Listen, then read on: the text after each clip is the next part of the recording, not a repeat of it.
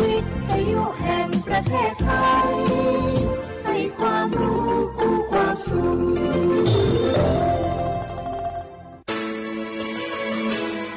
สถานีวิทยุกระจายเสียงแห่งประเทศไทยจังหวัดเชียงใหม่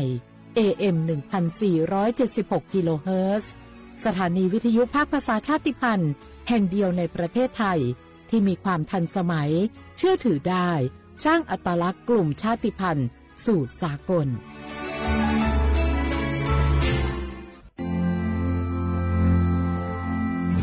รากฐานสังคมไทยตั้งแต่อดีตจนถึงปัจจุบัน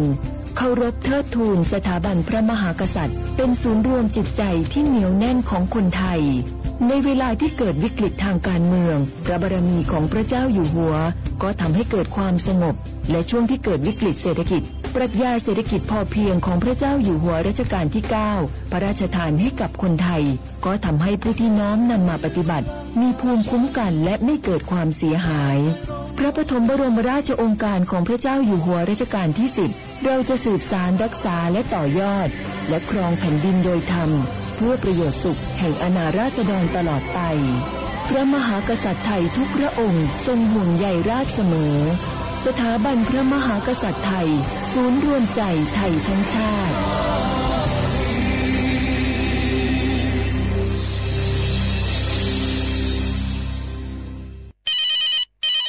ฮัลโหลสวัสดีครับสวัสดีค่ะจากไหนครับคุณคือผู้โชคดีที่ได้รับเงินสด1 ล้านบาทแต่ต้องโอนค่าธรรมเนียมมาก่อน 5,000 บาทนะคะหลังจากนั้นทางเราจะทำการโอนเงินกลับไปให้ค่ะจริงเหรอครับงั้นเดี๋ยวผมโอนค่าธรรมเนียมไปให้นะครับขอเลขบัญชีด้วยครับได้ค่ะคุณโชคดีมากนะคะรีบโอนค่าธรรมเนียมมาก่อนได้เลยค่ะหยุดก่อนนายจะเชื่อจริงๆหรอนี่มันหลอกกันที่ชัดเลยฮะจริงเหรอหลอกยังไงอะนั่นสิเธอลองคิดดูสิว่าเราจะได้รับเงินล้านจากอะไรล่ะในเมื่อไม่ได้ไปเสี่ยงโชคหรือลุ้นรางวัลอะไรเลยจำไว้ไม่มีใครให้เงินเราฟรีๆโดยที่เราไม่รู้ตัวหรอกนะแถมยังให้โอนค่าธรรมเนียมไปให้ก่อนอีกคุณคะเราไม่ได้โกงนะคะโอนมาก่อนเดี๋ยวพิสูจน์ได้ค่ะไม่เอาละผมไม่เชื่อไม่โอนไม่คุยด้วยละกลโกงมีทุกที่จำให้ขึ้นใจอย่าเชื่ออย่าคุยอย่าโลภอย่าโอนด้วยความปรารถนาดีจากสำนักงานประชาสัมพันธ์ที่ 3 กรมประชาสัมพันธ์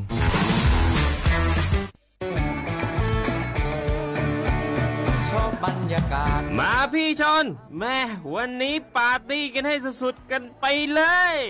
จัดไปไหมเมาไหมครับหรอพ่อกลับบ้านได้แล้วเดี๋ยวพรุ่งนี้ก็ต้องไปส่งลูกไปโรงเรียนแต่เช้าอีกจะดื่มอะไรนักหนาเนี่ยนะตื่นไว้อยู่แล้วจะอะไรกันนักกันหนาขอสนุกกับเพื่อนหน่อยดิเหนื่อยมาทั้งวันแค่นี้นะพี่ไปร้านอื่นต่อไปก็ไปพี่ทำไมรถคันนี้มันขับช้าจังเลยอะแซงไปเลยพี่แซงไปไฟแดงก็พาไปเลยพี่ตรงเนี้ยมันไม่มีกล้องไม่โดนจับชัวร์เอาวะไปก็ไปเฮ้ยพี่ระวังรถบนท้องถนนการตัดสินใจพลาดเพียงครั้งเดียวอาจไปถึงความสูญเสียอย่าให้ความสนุกเพียงชั่วครู่กลายเป็นความเศร้าชั่วชีวิตด้วยความปรารถนาดีจากสำนักงานประชาสัมพันธ์ที่ 3 กรมประชาสัมพันธ์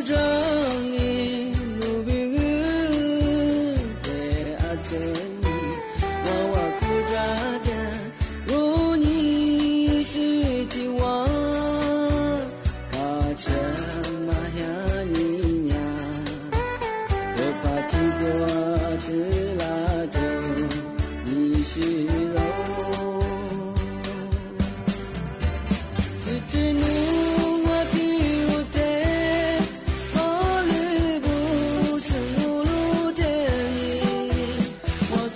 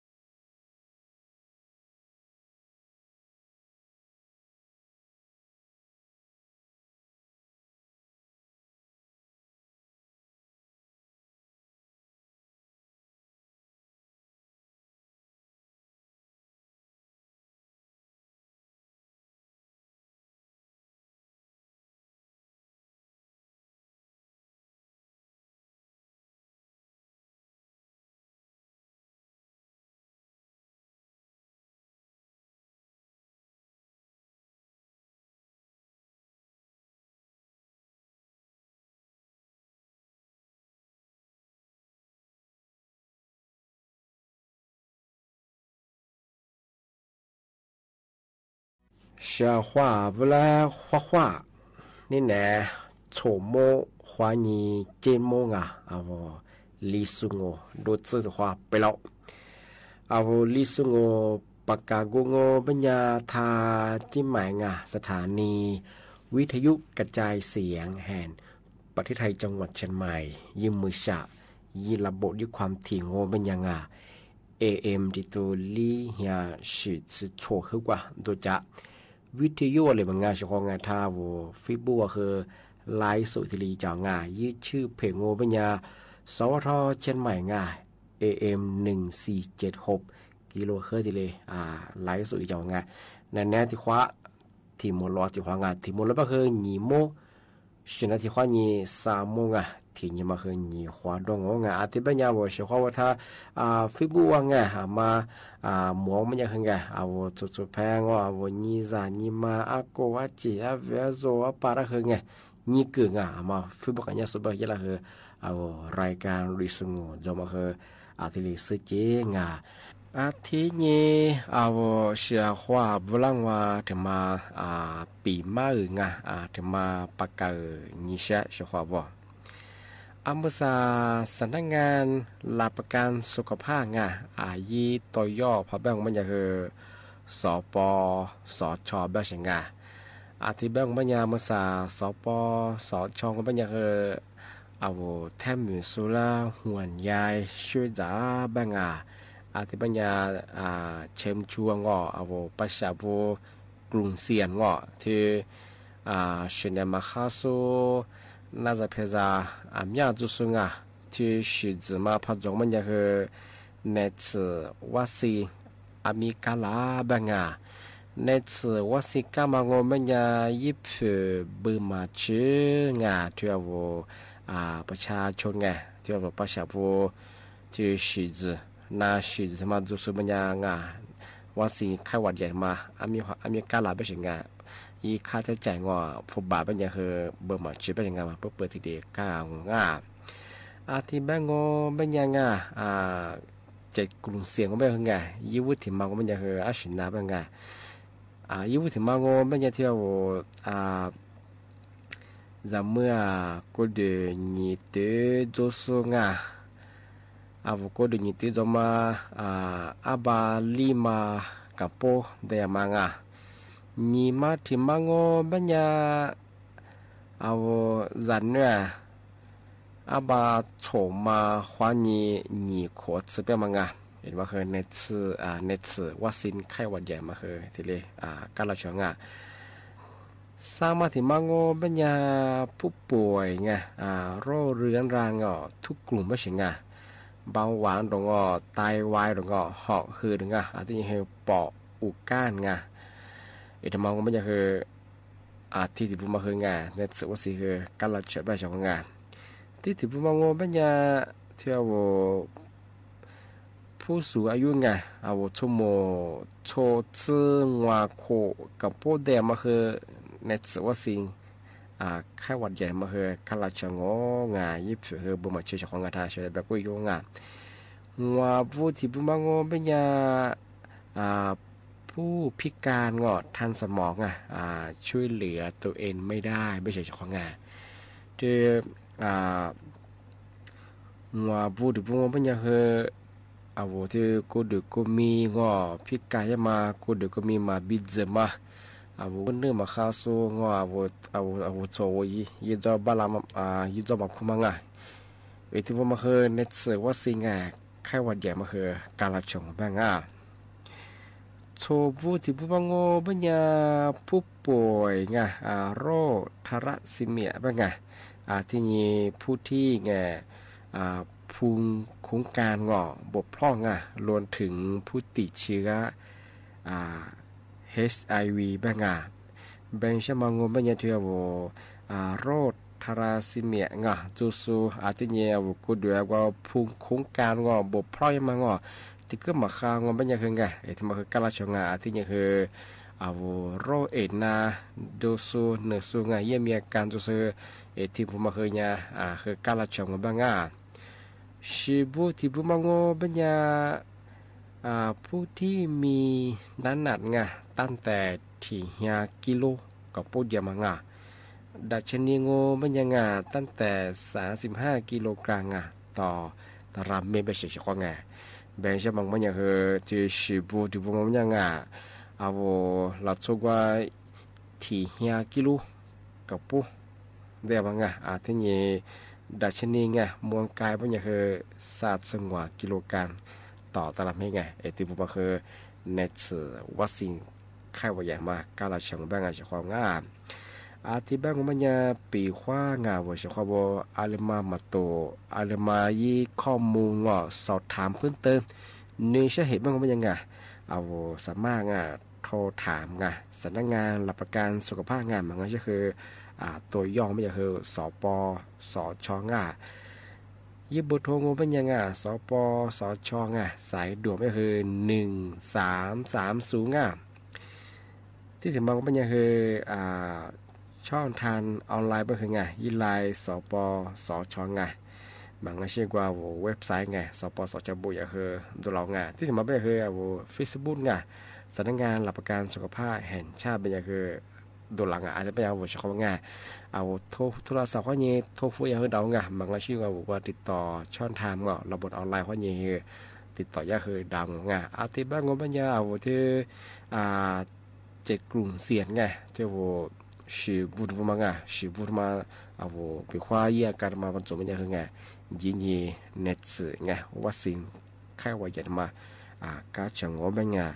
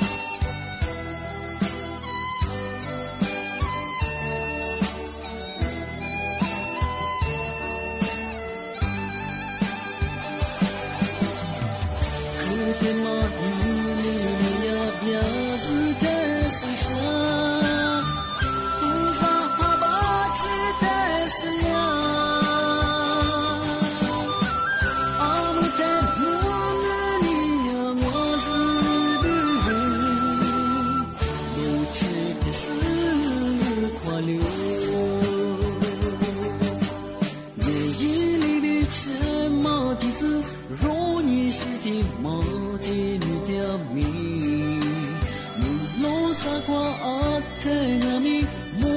adama ni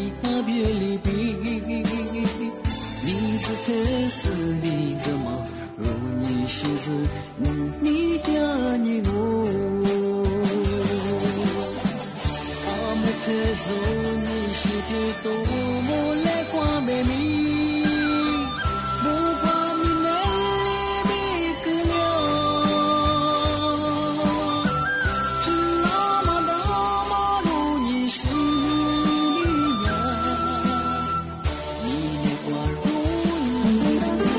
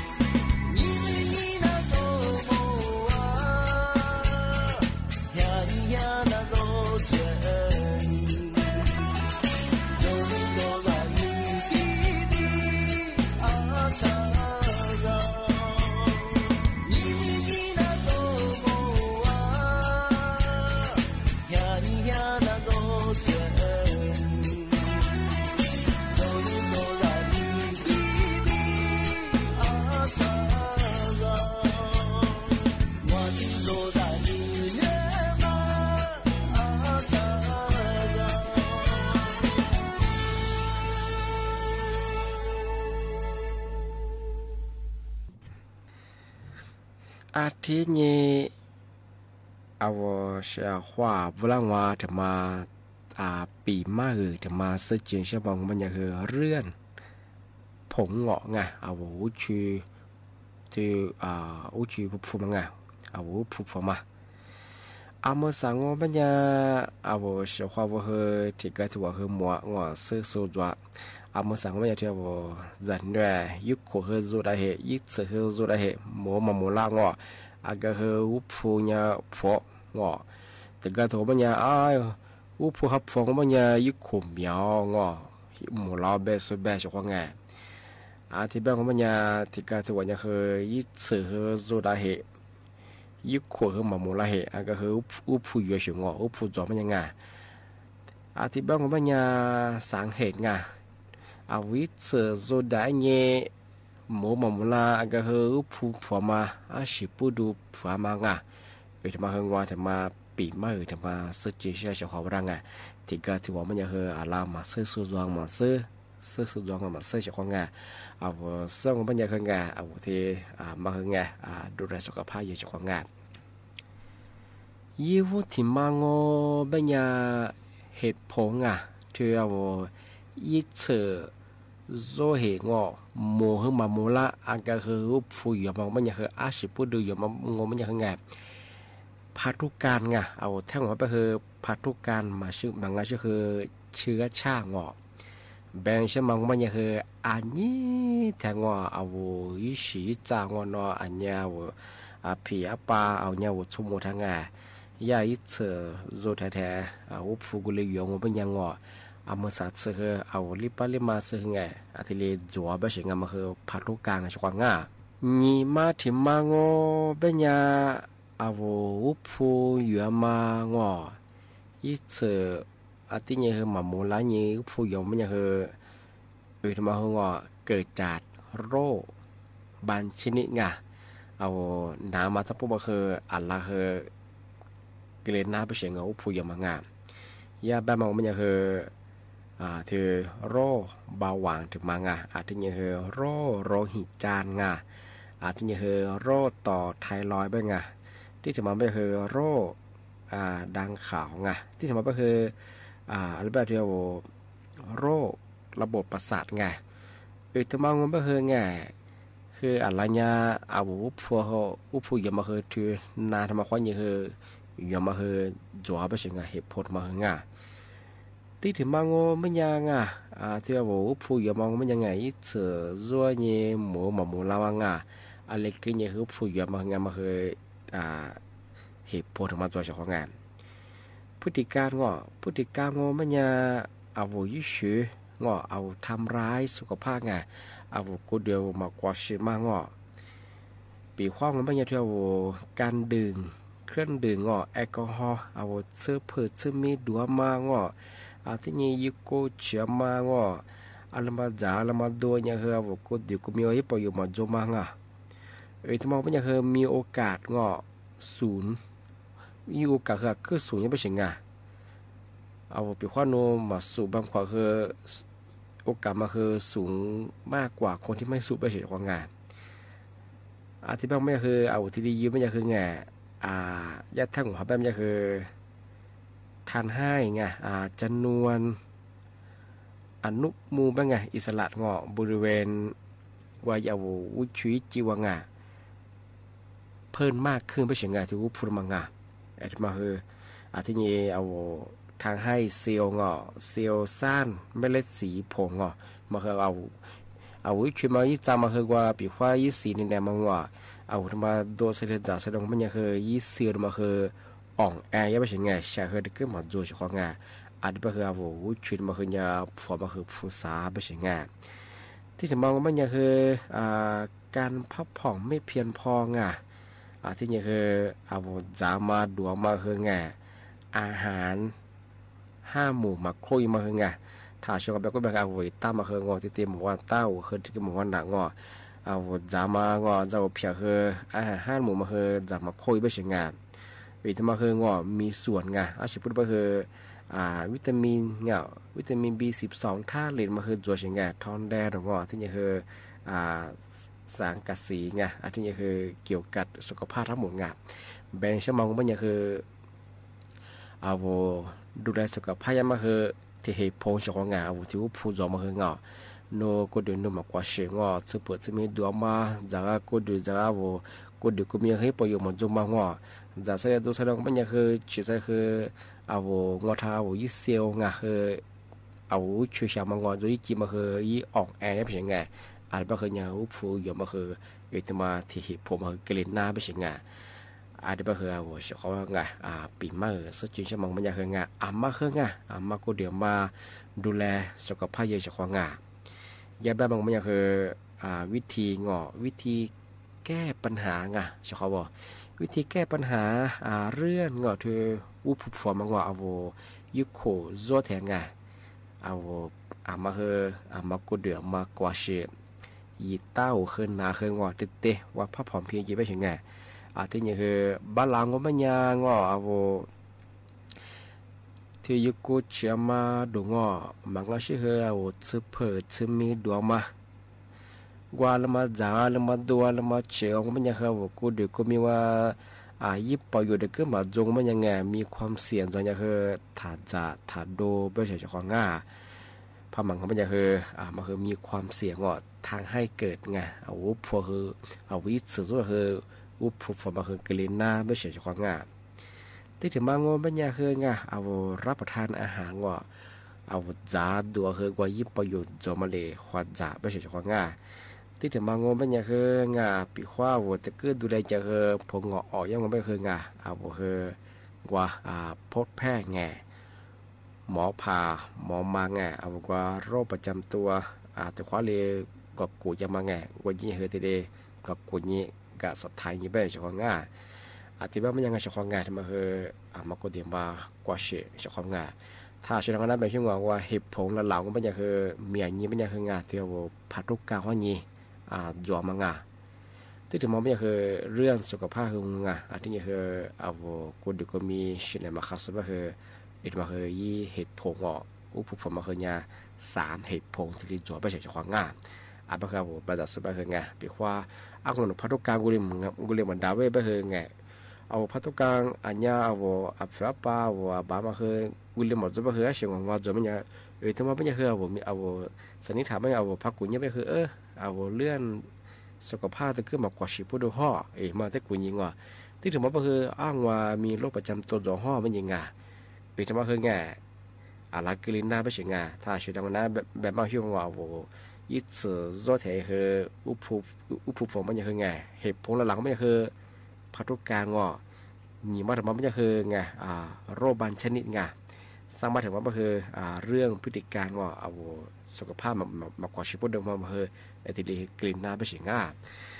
ที่บ้านมันยังไงเชื่อเขาว่าง่ามาก็เดี๋ยวมากว่าชื่อจำง่ามาก็เดี๋ยวมากว่าชื่อมันจะคือวิสึคืองเหมือนจะคือว่าใจเฉยๆของง่าพี่ข้อนนุก็เดี๋ยวนู้มากว่าชื่องนุก็เดี๋ยวนู้ว่าสนใจมันจะคืออาจารย์น่าจะภาษาจุดไม่โฮมจะคือง่ายุคโคคือมันจะหมดจ่าจะไปคือง่าซื้อชดจะไปคือหนาวไปชิจะไปคือจะง่าขึ้นหนาวไปคือเสียสิ่งนี้ไปเฉยๆของงานไปคือมาก็เดี๋ยวมาเดี๋ยวไม่อยากคือไงสุกกว่าเสียงเฉยๆของงานอันนี้ไปคือนี่มีถึงรองงานว่าเฉยๆได้คือคือบ่มงานนั่นทางสุดได้คือโดยชีวิตมาผู้สาวชีวิตก็คือเนี่ยว่าเฉยๆของงานที่นี่ก็ที่นี่ว่าคือด้วยคือแล้วก็จะคือคว้าคุยเฉยๆของงานคือบ่มงานคว้าสวัสดีครับ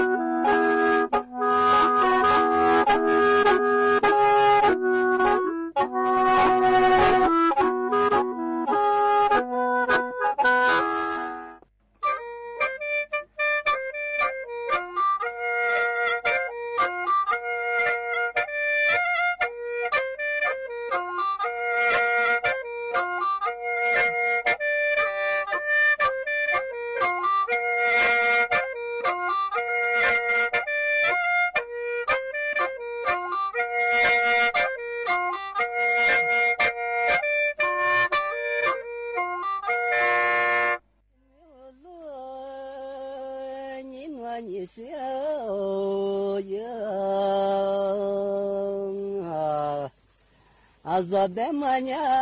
tete shajau itimya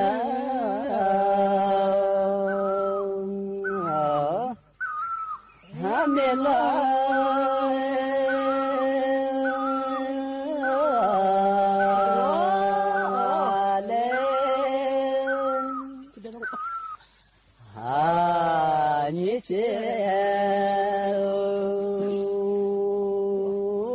تيمي أولا لا يا شتوني شاتي معنا زادي زكا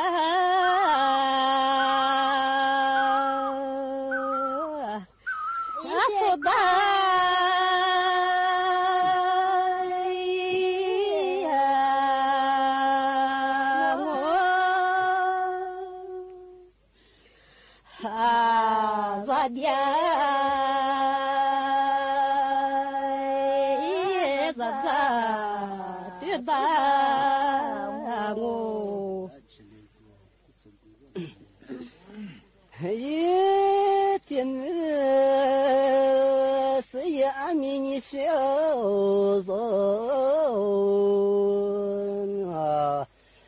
Dudzaga titashitsu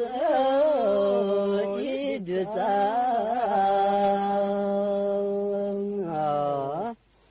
ashye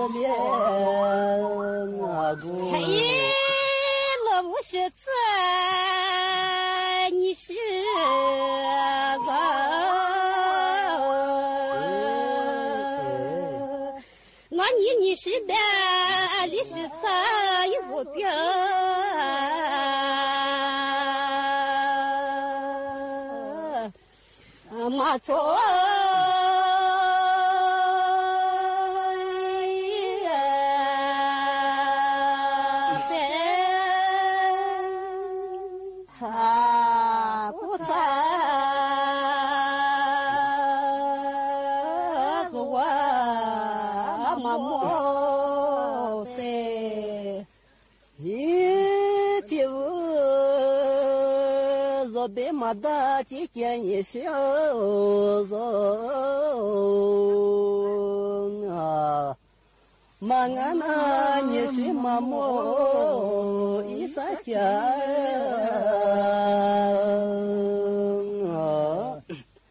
atamo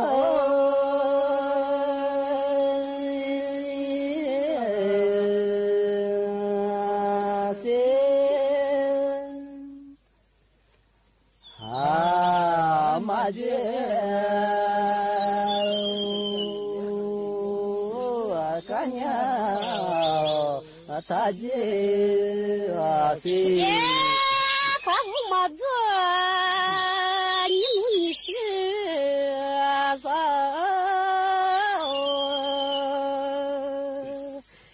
ani da shaye yimya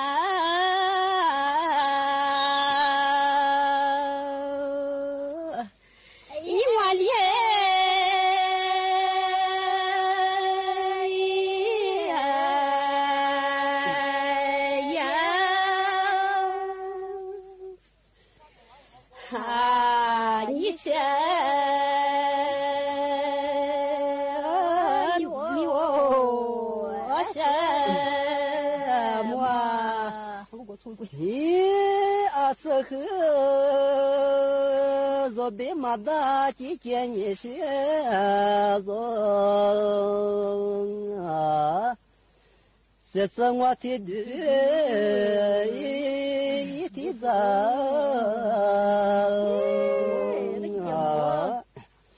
啊，这里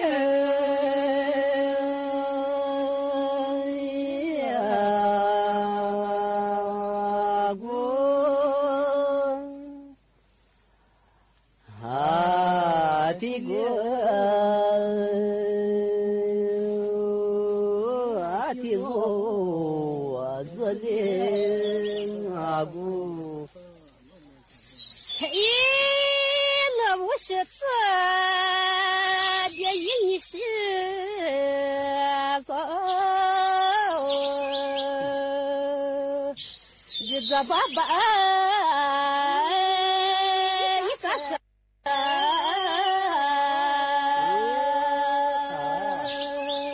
那等你是怎么事？我也。